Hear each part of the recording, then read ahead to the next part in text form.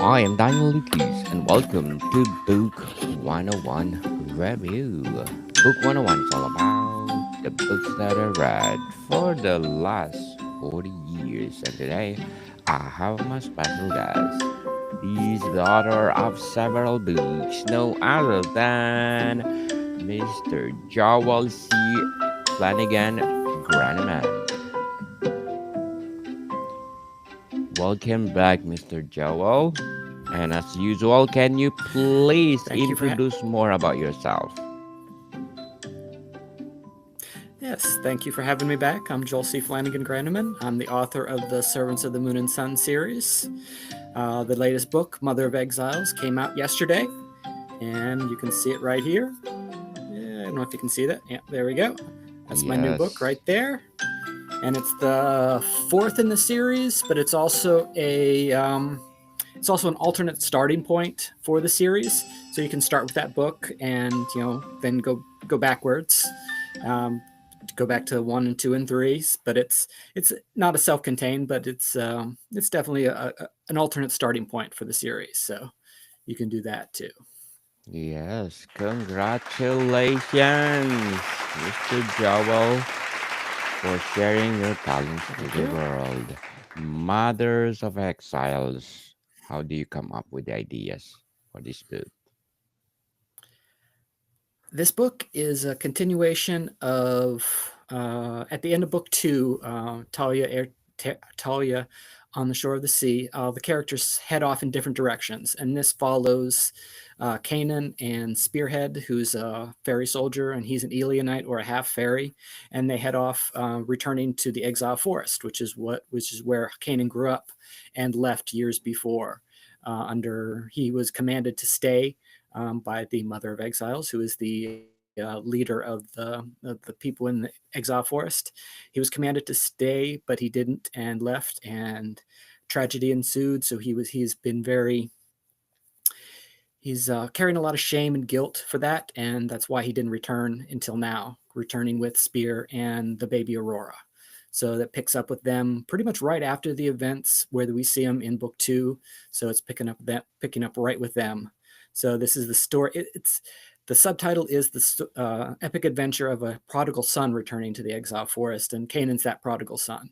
It's kind of the idea of what if Robin Hood left the Sherwood Forest years ago and is only returning now. So yeah, that's the beginning of the book, and it's the story of his return to grace and how he has to make amends for pretty much everything he did with all his family and the other Thorn brothers and the Thorn maidens that protect the exile forest.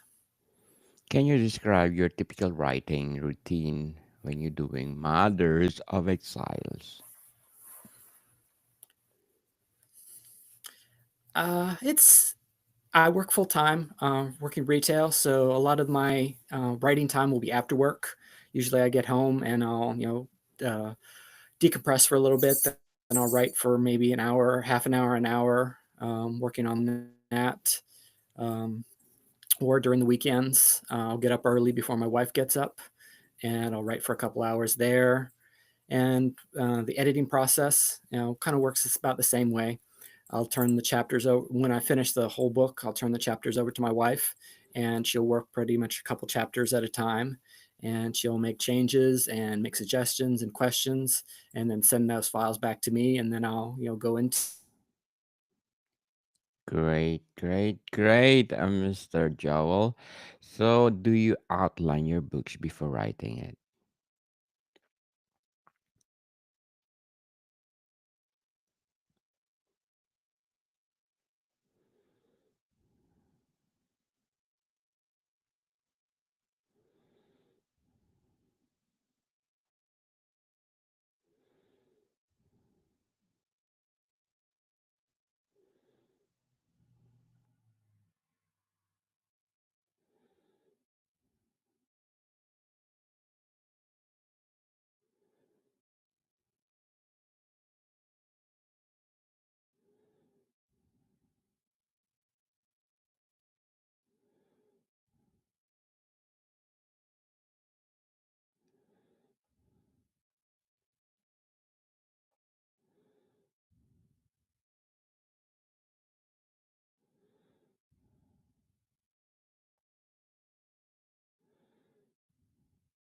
Mr. Joel, are you there? Well, people, we are talking about Mr. Joel. I think this is the quartet books of his all the books. It's all about fairies. I just want to see all them all. So if you want to go to his website, Amazon website, you can see the first uh, series of the book, Thalia, Heir of the Fairy Realm, Servant of the Moon and Sun. This is the series all about.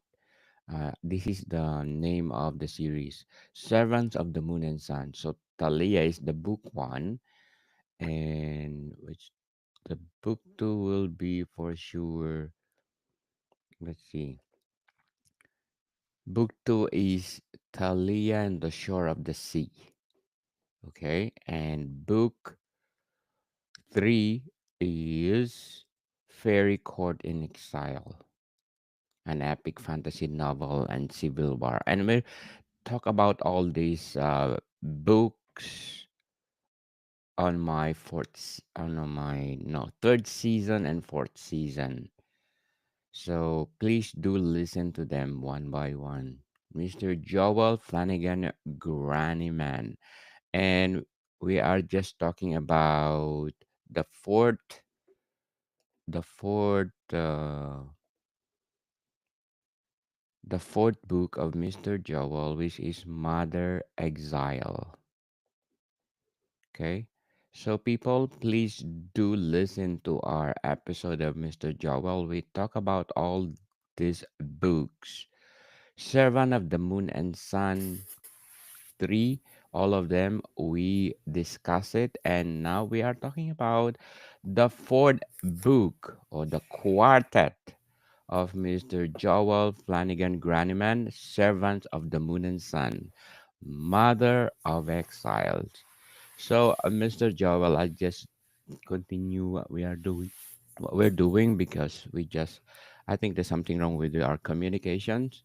So, can you describe again Yeah. the writing routine of Mothers of Exile? I work retail, so I work a full time job, and when I get home, I'll usually decompress for a little bit, but then I'll start work half an hour to an hour writing when I was working on the book, and then after everything's done, I turn those files over to my wife, and she works on them, edits them, and then she suggests changes, questions, all that sort of thing, and then sends the individual chapters back to me, and then we work together on them. We work out word changes, moving paragraphs, setting structures around, that sort of thing, and then we work. It usually winds up being like 8 or 10 different versions of each chapter until we got it down to where it's ready, and then she works on doing the formatting and getting everything together, and then it comes out. And we get Yes, the we yes, my wife yes. and I we're indie as we get. We do everything but the covers. From the audiobook itself, too. So, how do you stay Yes, my motivated wife does the during? audiobooks too. How do you stay motivated during the writing process of the quartet of the servant and the Sun book four? Be- Staying motivated is really relatively easy because I know these characters so well that I can, I'm following their journey and I know where they're going, but I don't know, I know where they start. I know where I want them to end. It's in the middle. There's usually the middle is very, iffy, and it has room for improvisation and figuring out things as they go, new characters that pop up. I kind of have signposts along the way.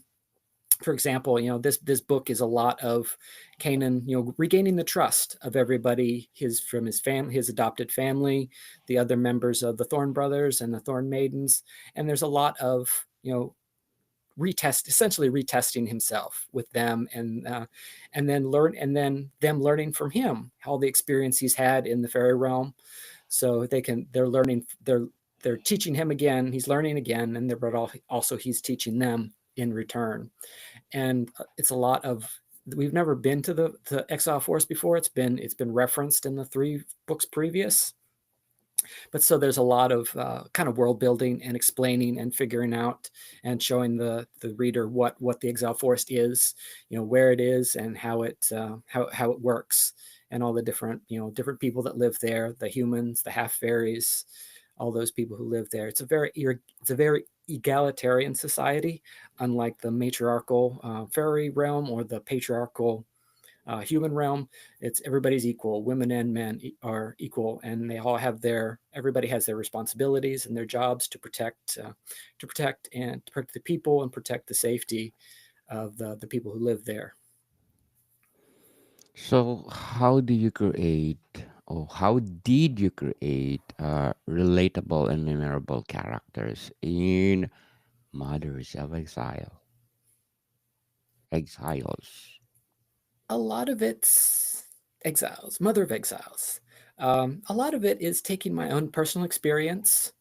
With I've worked retail for 29 years as of last week, so I've had a lot of experience of talking to and dealing with all different kinds of people.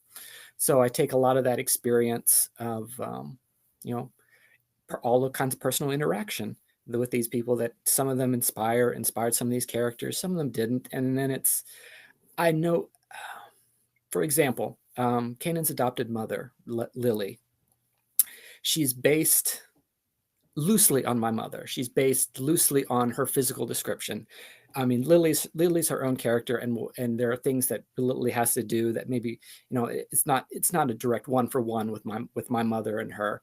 But when I'm writing her, I know that the physical description, so I'm thinking of my mom when I'm writing her, so that affects how because usually I'm writing from Kanan's point of view.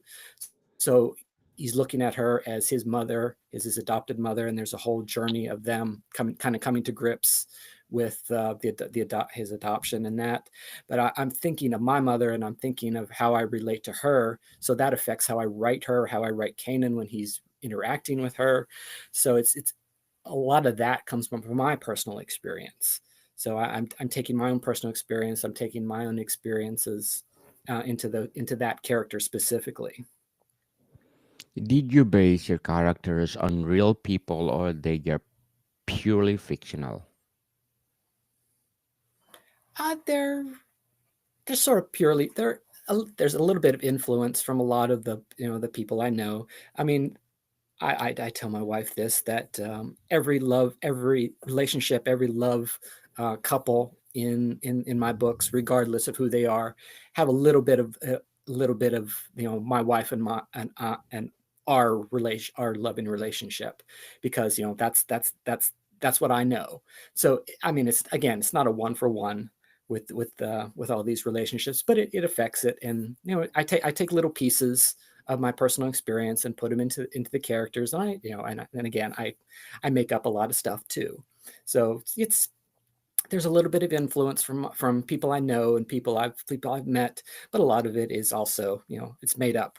That I knew how these characters have to be for their jobs and their experiences, and I just go from there.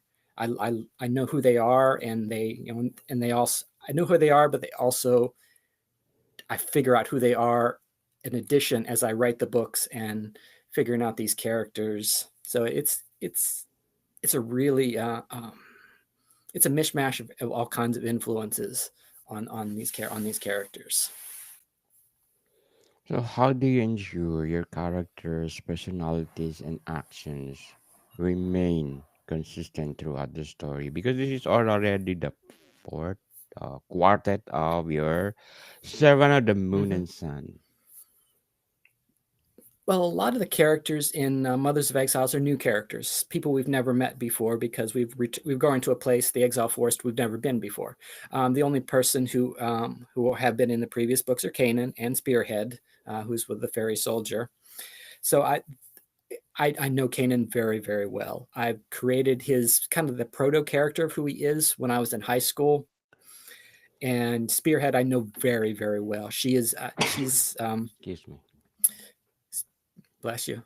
Thank you. She's a very strong fairy soldier. But she's also got a very a little bit of a broken mind in a way that she can go off on tangents, and she's got some some very heavy trauma in her backstory. So I always consider that whenever I'm writing Spear, if I've gone a couple paragraphs where she's not kind of gone off on a tangent or said something kind of odd, I know I need to go back and add something just to throw people off, to just make sure that she's there, but she calls herself broken. So that brokenness comes out in the way she relates to people. Maybe autistic might be maybe not the best analogy, but it's close. That people have lots of trauma in their lives, deal with things differently sometimes. So and that's how she goes sometimes. That's how she goes, and keeping that character arc consistent.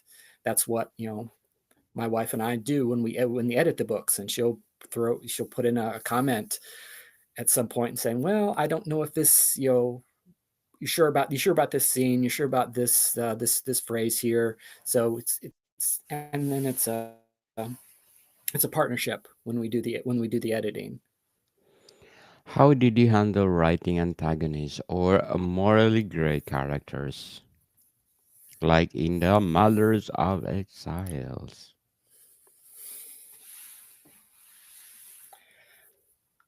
I I always try to make sure that the antagonists there's no real big bad in this book. There are a lot of antagonists. So I want to make sure that those antagonists have their own arc and have their own point of view, and when it comes in conflict with Kanan and with anybody else, where I'm making sure that they're staying true to who they are. For example, there's a character named Lightfoot, who is the prime fairy silk spinner in the fairy realm, and he's very much of an antagonist with Kanan, and because of Lightfoot's backstory, that he was brought here with his human mother and fairy mother, human father and fairy mother, and the fairy mother left, and that has produced a lot of anger in his life, and anger toward her, and anger toward his situation. So that anger comes out in his antagonism toward Kanan.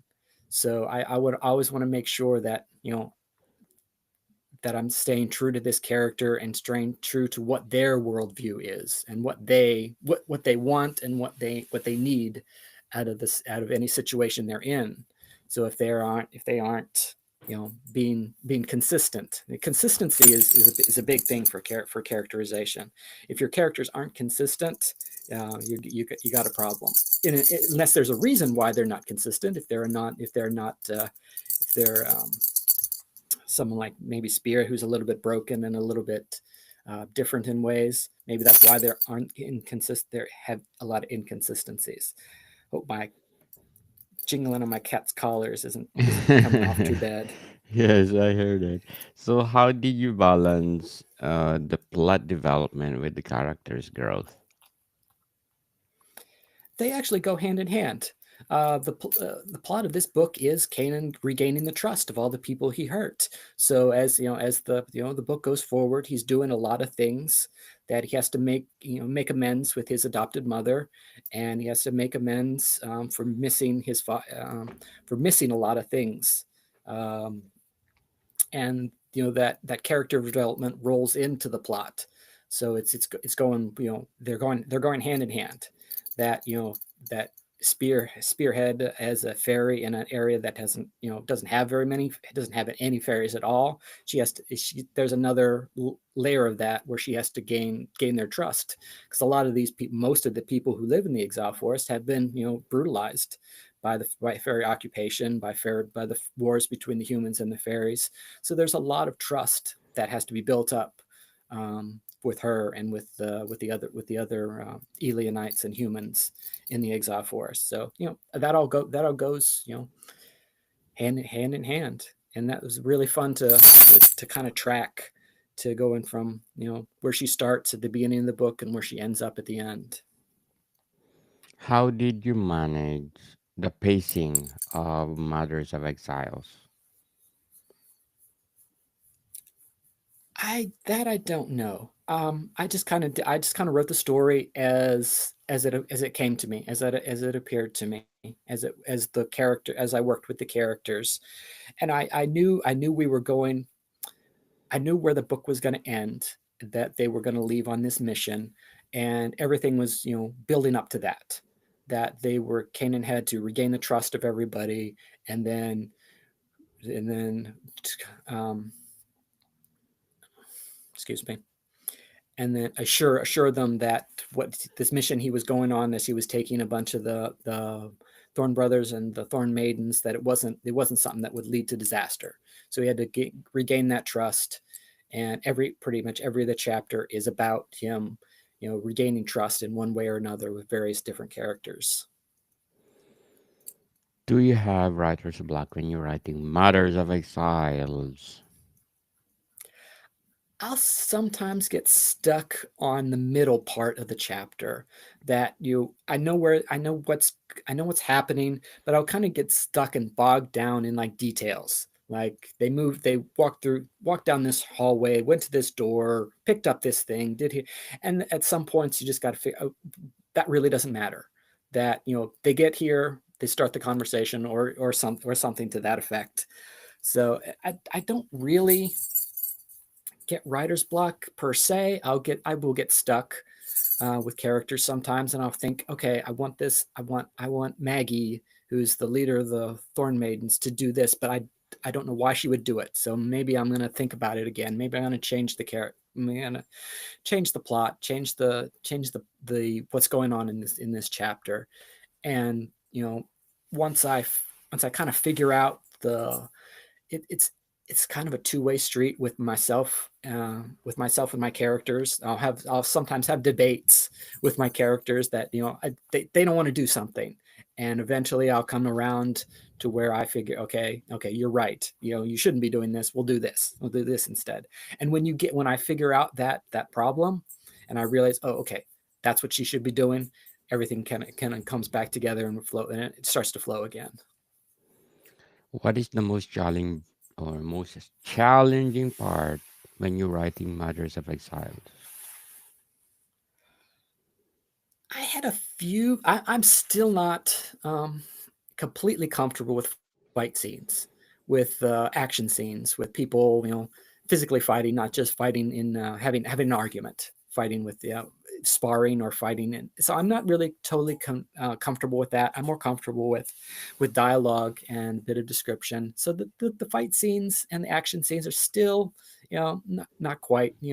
Those are the scenes of the chapters that my wife and I have to work harder on. That we go through a lot more versions of, because it's action scenes are difficult sometimes. That you have to There's got to be a lot of description, but you also have to make sure that the characters are doing they're doing the right things, and they're not just wandering through the scene and just, fighting with swords and moving on. So there's got to be a point to every action scene or every fight, and sometimes I struggle with that. Very well said, Mr. Joel. Very well said.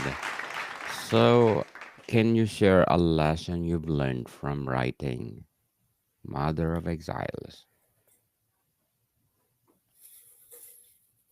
Sometimes you got to kill your darlings, and that's a writer's trope. But we took out a whole chapter that I had written, kind of after the book was after I had to finish the first draft, and I realized I thought at the time that I needed to explain a few more things about the exile forest and the people who live there and what they do and how they operate.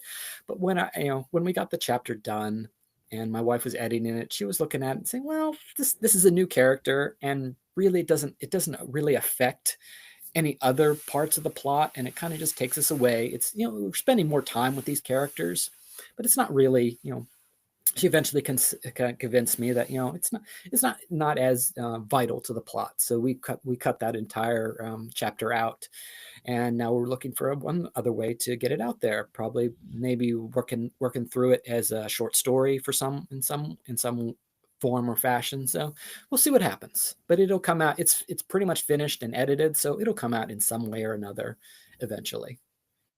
Yes. So, how did you handle constructive criticism and feedback from the editors or readers?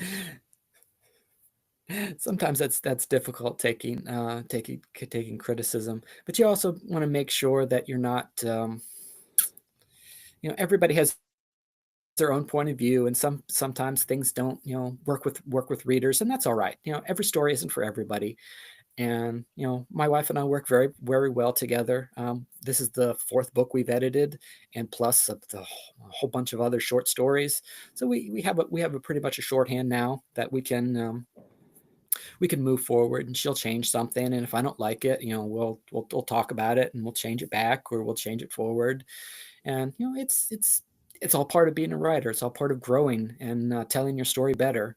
And that's what I want to do. I want to tell the story of these characters to the best of my ability. So, Mr. Joel, how did you know that Mother of Exiles is truly finished?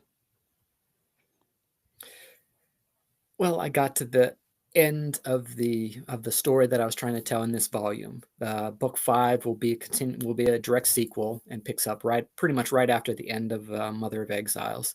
So I had a specific arc for Kanan to get Kanan and Spear to have, and we got to the pretty much the end of that arc, and that was where this story ends for now, and it picks up. The next book will pick up.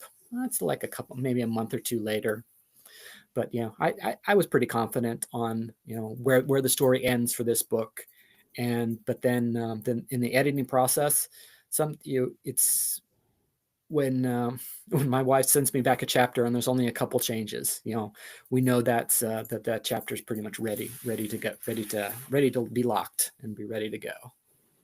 Yes, yes, yes. To sum up our discussion, Mr. Joel, what advice would you give to aspiring authors working on the first book? Finish your story. You can't edit an unfinished story. You can't put it out for sale. You can't try to find an editor, which everybody should have an editor in one form or fashion. You can't give somebody an unfinished story. You can't give them just a couple chapters or a half written short story. Finish it. I mean, if it's bad, it's bad, and you either work it to make it better, or you set it aside and you go on to the next one, and you just keep working at it. And unless you finish something, you can't edit it, you can't sell it, you can't put it out there for people to read online unless it's done, or unless it's finished to as well as you can do it at that point of time, and you'll grow as a writer, and you just move on. Yes, and very well said, Mr. Joel. Very well said. And of course, stop procrastinating, people. If you have the passion to write, and share to the world, and come to my book one and one review, and let's talk about it. So, Mr. Joel, can you please invite our listeners to support all your books? Yes, please do. uh, You can find me at my website, www.servantsofthemoonandsun.com. You can find that on anywhere you get to the internet. I'm also on Twitter at Servants Ann. I'm also on Blue Sky, Servants Ann, but you can probably search for Joel Flanagan Granum and you'll pull it up. And also on my website, there's a link to my mailing list. We have a newsletter that comes out twice a month on the 2nd and the 16th. It's a short email talking about my writing journey, where I am, and what's coming. Little personal things about our lives, cat pictures, all that sort of thing. It's not a long email. It's a short couple pages. Twice a month, really easy. And when you sign up, you'll get a free short story, talking about Talia and introducing the purple-haired flyer, and you'll discover why they aren't together anymore. So you get a free thing when you sign up with my mailing list. Yes, people, let's support Mr. Joel Flanagan Gradiman, because if you support him, more books to come. So, Mr. Joel, thank you for your time. Thank you very much for bringing me back on. I really appreciate it.